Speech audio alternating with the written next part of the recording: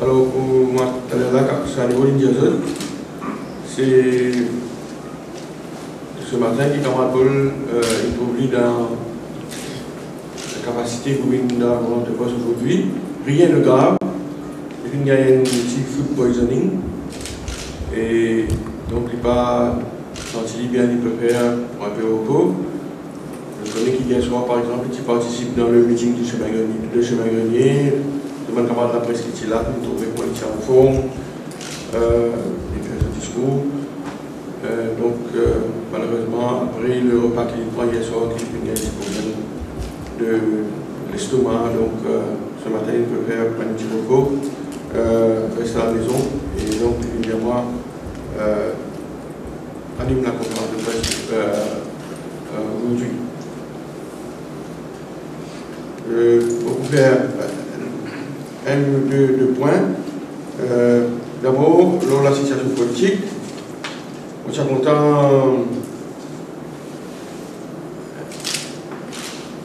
un petit peu plus après le meeting de chemin grenier hier. C'est pas coïncidence qu'il a lancé la construction, mais nous faisons hier soir, donc il nous montrait ce meeting-là, le meeting du remake, le remake qui prend sa vitesse de croisière. Elle démontrait ce que le remake peut dire, qu'un pays peut continuer à couler. Donc, il y a l'enthousiasme du meeting et comment tous les orateurs, en particulier les deux dirigeants qui sont acclamés par la foule. Et donc, le remake peut continuer à faire campagne à travers les humoristes, pendant la campagne parlementaire, pour dénoncer la manière dont le pays peut gérer aujourd'hui. Dans ce contexte-là, nous sommes contents d'éclaircir un petit point qui vient soulever au cours de la semaine. Et au nom du MMM particulièrement, la déclaration que le camarade Kassamoutim fait lors d'une interview à la radio et à l'effet qu'il souhaitait que chaque parti politique a séparément dans la prochaine élection générale. Au niveau du MMM, nous tenions à éclaircir ce point-là pour dire que ça, avec tout le respect qu'il y a pour mon camarade Kassamoutim en tant qu'ancien président, en tant que politicien qui contribue beaucoup pour les Maurice, mais nous avons envie de dire que cette déclaration-là engage lui-même.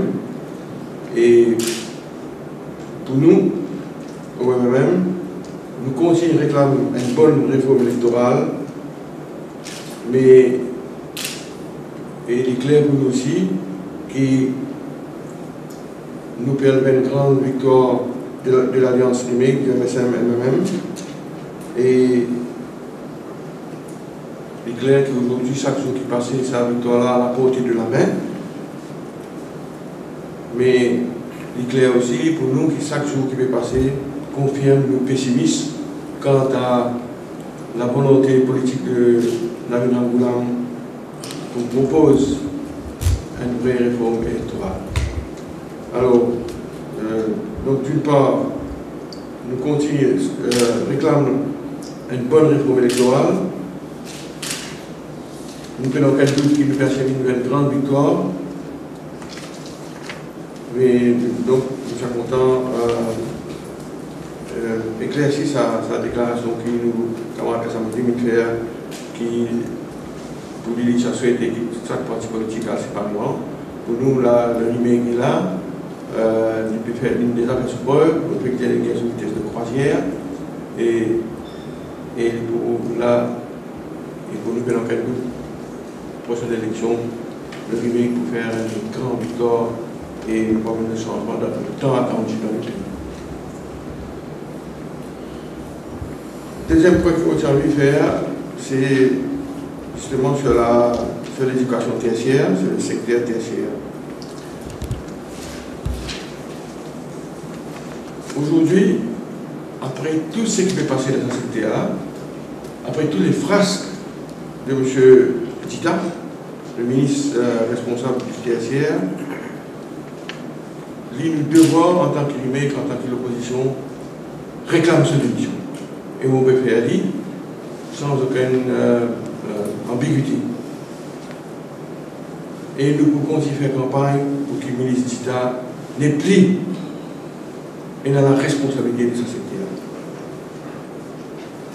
Bon, pas pour cause comment dire, sévère depuis 8 ans quand je peux occuper de ce ministère, mais depuis 2010, nous trouvons comment il peut traîner le secteur tertiaire dans la boue, il peut déshonorer sa secteur. Tout ça là, tu commençais, le secteur tertiaire, tu commençais, le problème, tu commençais, comment on connaît, depuis 2006. Le saga de l'éducation tertiaire, tu démarré en 2006 en vérité, avec l'avènement de l'université d'État EILLM.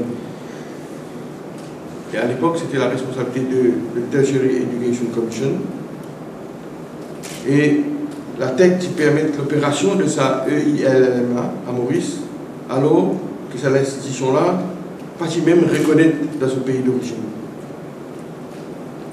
Et pas qui même reconnaître dans l'Inde, sous le UGC Act, c'est l'université-là, et il passe dans le droit d'ouvrir un branch campus à Maurice. C'est ma tech toujours, tu peux dire, qu'il y a la loi à Maurice qui prévalent, tech in donné recognition, et donc qui est le diplôme de sa université-là, de sa branch campus-là, pour reconnaître à Maurice. Là, le 27 juin de cette année-là, le mois dernier, nous connaissons que UTC tient un public notice et les choses sont clarifiées. Et aujourd'hui, quand on regarde ce secteur-là, nous trouvons semaine après semaine un bouleversement qui peut cause beaucoup de traumatisme à les étudiants, à les parents. Dans les dernières semaines, nous avons vu plusieurs cas. Un institut qui s'appelle Oceana, un autre qui s'appelle Dimensions International, qui recrute 35 Népalais, 5 Indiens, qui bien rembourse l'argent.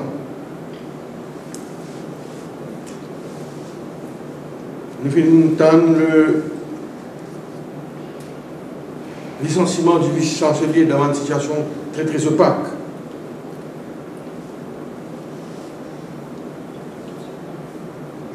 Et c'est une crise perpétuelle, comment dire, dans ce secteur-là. C'est l'ambition de l'île Maurice de créer un Knowledge Hub là, qui s'est initié à l'époque par nous gouvernement, en 2000 et 2005. Aujourd'hui, il est clair qu'il peut subir ce projet-là, ce projet de créer le fait de l'île Maurice un Knowledge Hub, peut subir un coup, un sacré coup.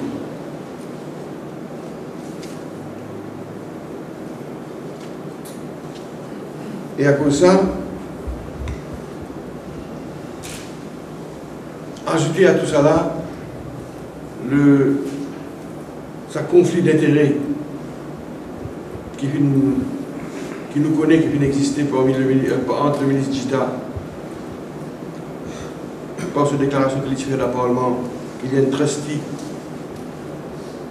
du Dita Trust, et quand nous connaissons dans le Parlement, réponse parlementaire, il dit que sa branch campus là, est géré par le Dita Trust, il n'a pas de réponse claire dans le Parlement, il n'a pas de réponse de la question parlementaire.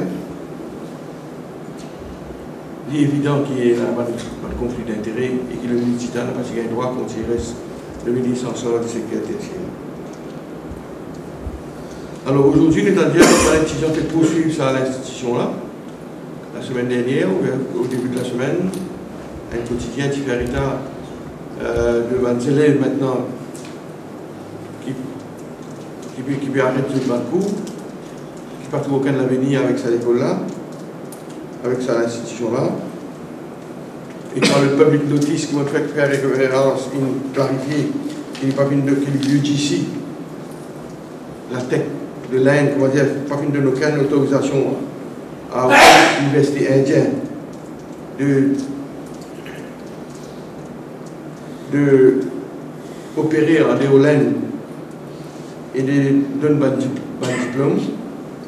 Aujourd'hui, donc, nous devons réaliser combien de milliers d'enfants qui finissent déjà gagner un diplôme avec EILM et aussi qui a encore péché dans l'état d'esprit, dans le traumatisme.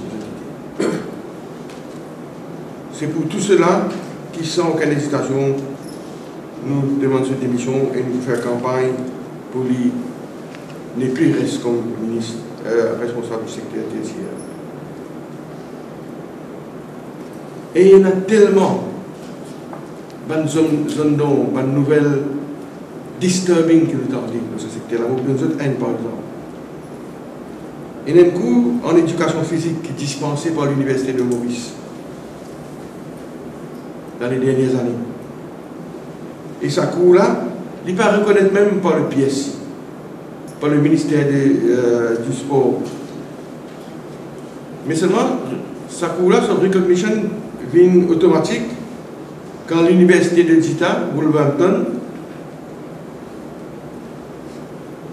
fait un topping up. C'est-à-dire quand on parle sur l'université, il y a là-bas, il y a le complet de ce cours-là dans l'université de Wolverhampton, il y a là qui ce cours-là gagne recognition.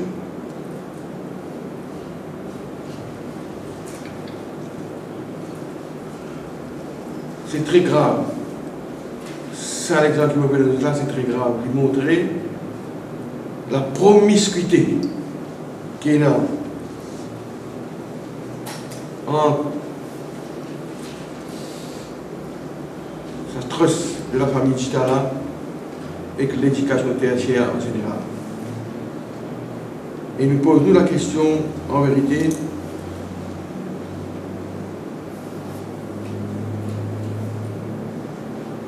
qui fait une volonté, une hidden agenda, en vérité, pour toper l'université, l'éducation, ce secteur public-là, à qui profite le crime.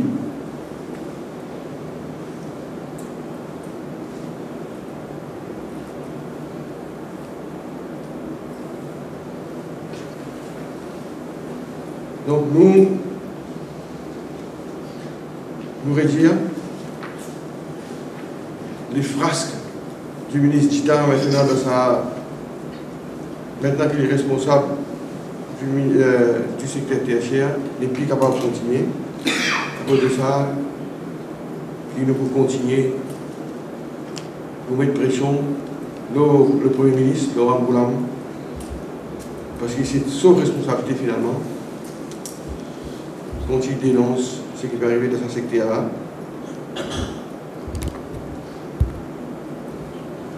la honte que l'île Maurice peut gagner dans ce secteur-là au niveau international,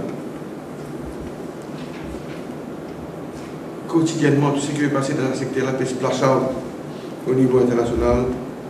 Donc, nous devons, dans nos positions responsables et comme un patriote, mettre fin à ces sagas-là et demande la tête du ministre Dita.